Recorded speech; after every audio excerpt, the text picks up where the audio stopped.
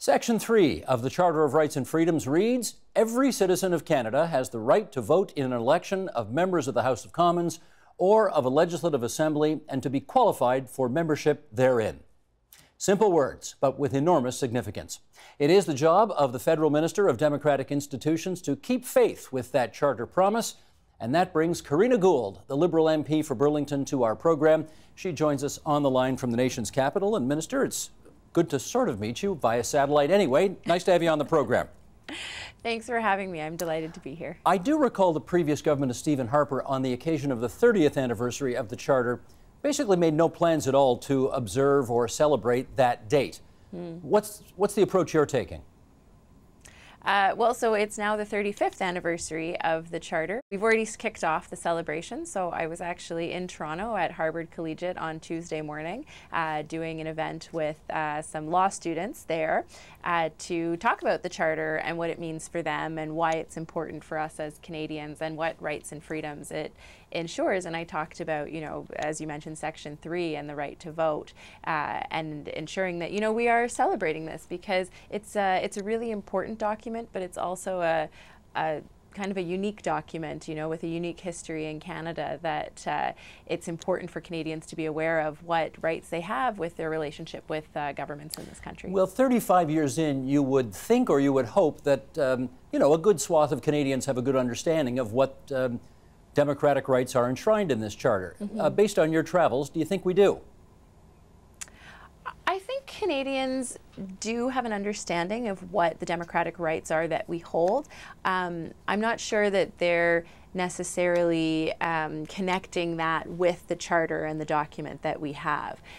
So I do think it's important for us to continually be, reflecting on how we got to where we are today. I mean, one of the things that I always admire and appreciate about Canadians is that we take these, we have these expectations that these rights and freedoms are guaranteed, and I think that that's important, but we also have to make sure that we're conscious of the fact that we have these rights and freedoms and that we're constantly working to protect them, to make sure that we continue to have them, not just today, but into the future as well. And obviously Section 3, which gives us the right to vote and run for office, that cannot be overridden by the notwithstanding clause, right?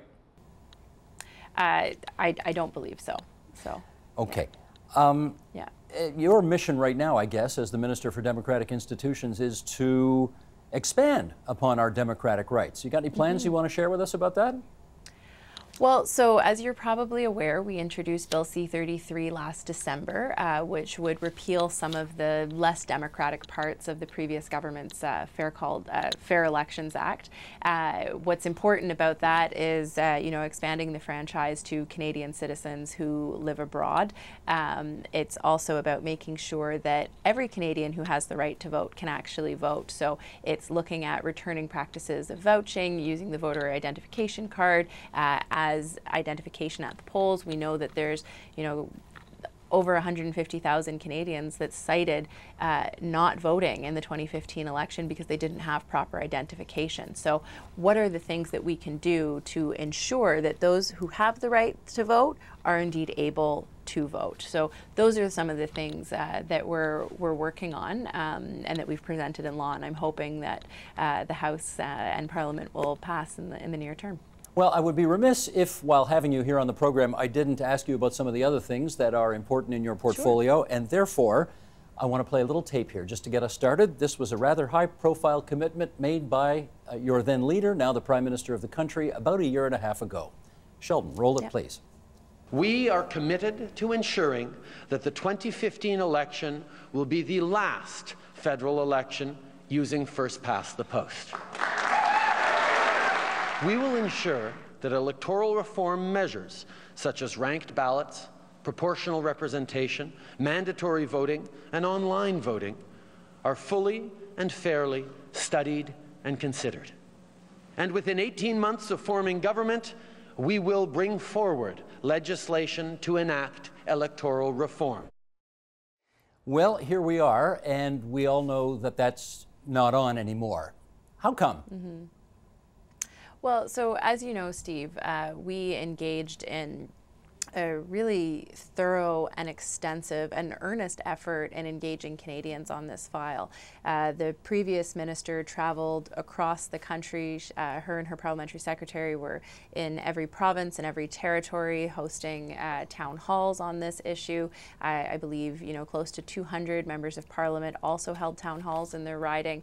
We did form a special committee on electoral reform that did review ranked ballots, proportional representation, mandatory voting, online voting in their study. They also traveled across the country and produced what is a really good and thorough review of these issues. And we also engaged Canadians in an online survey called mydemocracy.ca, in which about 380,000 Canadians participated. And, given all of that work, what we really found is that, in many regards, Canadians are satisfied with the democracy that we have. There is a great diversity in views in terms of what should be done. And then the third one is that really there is no consensus on the path forward. And when we're talking about something as foundational to who we are as Canadians, how we govern ourselves, we really do need to have consensus moving forward. So, the Prime Minister made the decision not to move forward with that, and I support him in that. And I think that right now we really need to focus on making sure that we get the system that we have, the Elections Act that we have, right, making sure that we're ensuring that people who have the right can vote. We're doing what we can to inform Canadians about elections, about democracy. One of the other parts of Bill C-33 is about re-mandating the CEO of Elections Canada to actually be able to educate and inform Canadians about elections, which I think is a really important role for the CEO of Elections Canada, but also, having a conversation about what it means to be a citizen in our democracy and what it means to participate and engage fully, and what we can do to increase voter turnout. So I think there are still so many things that we need to be doing and to continue that conversation, despite the fact that we're not reforming the electoral system that we have. No, I hear you, but tell me, do I have this right that you did your undergrad thesis on electoral reform? So I did my undergrad, final seminar on the state of democracy in Canada, and one of the parts on that was electoral reform. Okay, in which case, here's the follow-up question, which is sort of, okay, you didn't see a consensus in the country to change the system. You opted not to go for a referendum for a whole variety of reasons we don't need to get into here. Do you kind of wish, though, given how this has been a part of your life for, 10 years right now, going back to your student days, do you kind of wish the PM hadn't just waved the white flag and sort of taken a second kick at this? I think that it's important to make, the right decisions for the whole country, right? And I think that for me personally, I've always been very passionate about civic engagement. I've always been very passionate about being involved in democracy and ensuring that Canadians not only participate, but are informed participants. And so, I started my passion for democracy when I was 14 years old, getting involved in my school. I started it with, running the first student vote in 2003. So for me, there's a big part of this, which is really about civic engagement and participation and getting people excited about the democratic process. So I think that we had a really important conversation over the past year, and ultimately what we did is we heard from Canadians, and that's what people expect of us, that we listened to their input, that we considered all sides, and that we made a decision that is the right one for the whole country. No, so I appreciate that. I really do support him. I appreciate that, but and I don't know how many people voted for the Liberal Party in the 2015 election because of the promise that Mr. Trudeau made on the democratic reform piece of this puzzle. But obviously they're pretty disappointed with you right now, and I wonder whether you expect to pay a political price for the failing, or the decision, say failing, for the decision not to move forward and fulfill the promise he made during the election campaign. Well, that's not really up to me to decide. That's, we live in a democracy, so, people will express themselves at every election. But I do think that there are still really important pieces that we're working on, that were in our platform and that were in my mandate letter. The Debates Commission, for one. I think it's incredibly important that we bring together, a way to have a fair and neutral body that will, propose leaders' debates. I mean, those are important forums for Canadians to engage with potential prime ministers, right? And to engage with the people that are going to be leading with our government. And that's something that we saw that didn't really happen in the past election. So, I think that's important. I think that, getting Bill C-33 through and, repealing those unfair aspects of the so-called Fair Elections Act, that's really important. Those are things that, really motivated me to support that platform, and I think are incredibly important, and we need to get done for Canadians to make sure that we continue to have, trustworthy confidence and integrity in the electoral system. Okay, let me put another issue on the table here, and that is whether or not you see threats to our democracy from cyberspace. And to that end, I do want to just put a little quote up here from a federally commissioned report that was leaked a few months ago, which said the Canadian government, quote, is simply not up to the overall challenge of guarding against cyber threats. Do you agree with that? Well, I think that this is one reason why I'm looking at cybersecurity, because we know that these threats are real. We know we need to be aware of them, and we need to be doing what we can to protect ourselves. So one of the parts of my mandate letter is to engage with the communications and security establishment to develop a threat assessment for political parties, and then to see how we might work with political parties to be able to protect themselves. This is something that many of our allies are doing around the world. So the United Kingdom, France, Germany, and Australia, just to name a few, are engaging with political parties in this sphere, because we recognize that there is a real threat, and it's about being proactive and trying to do what we can to protect ourselves, with the understanding that we're never going to be able to fully and completely protect against cyber threats, but let's do what we can to prepare ourselves and to hopefully ensure good cyber hygiene, so that we don't have to worry as much, or at least know when something is happening. If we are potentially under cyber threat, from whom do you think we are potentially under cyber threat? Well, so first of all, the CSE only looks at foreign actors. They don't look at Canadian actors. So it's one thing for a Canadian actor, third-party political party to, try and influence voters, but because we know very clearly, we have very strict rules here in Canada that you have to say, who you are and who's paying for that advertisement or where this information is coming from, right? So we're really concerned about foreign influence and the attempt to potentially influence Canadian voters.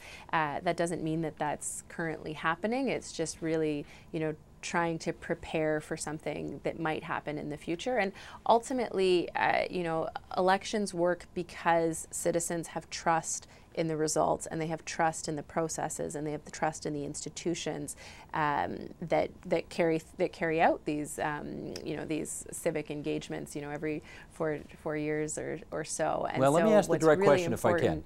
Let me ask the direct question, which is we saw Russia try to meddle in the American election. Do you have any evidence that they're trying to mess with our election process too? So CSE hasn't been tasked to look at this previously. So part of this is understanding what the threat assessment is. Obviously, the experiences of our allies have, informed our decision making. So it's something that we need to be aware of and that we want to be prepared for. Okay. In my last couple of minutes here, I want to ask you a bit of a personal question, if you don't mind, and that is, if I can put this delicately, you are at an age when many millennials are still trying to figure out what they want to do with their lives, and there you are sitting at the federal cabinet table at the ripe old age of 29 years old. You are, I think, the youngest female cabinet minister in Canadian history. And I want to know what it's like when you walk into that cabinet room and you sit around the table with all those older folks. What's that about? Fair question. First of all, I have to say that, I'm incredibly honored to be there, and I do think it's really important to have a young voice at the table, and to ensure that my generation is being represented. And so I think that you know, whether it was me or someone else, I'm very proud to be doing that. I have to say that my colleagues have been incredibly welcoming and supportive, and you know, offered a lot of mentorship, but also just a lot of respect as well. So sometimes, of course, you know, when you're sitting around the table with someone like Minister Ralph Goodale or Jim Carr, you know, who have been around for a long time, or even Chrystia Freeland, right, who, you know, is an incredibly talented and intelligent person, you know, you're always going to wonder, you know, if your experience meets muster. But they've been incredibly warm and welcoming, and you know, I think that I do bring a unique perspective. I think I bring a unique voice. Well, I was going to say, actually, I mean, when Ralph Goodale's sitting there at the table, and he's been in politics for 40 years, and you know, you say something, and then he says, you know, what are you talking about? You're too young. You don't know anything. Well, no one's ever said that to me. That's never happened yet?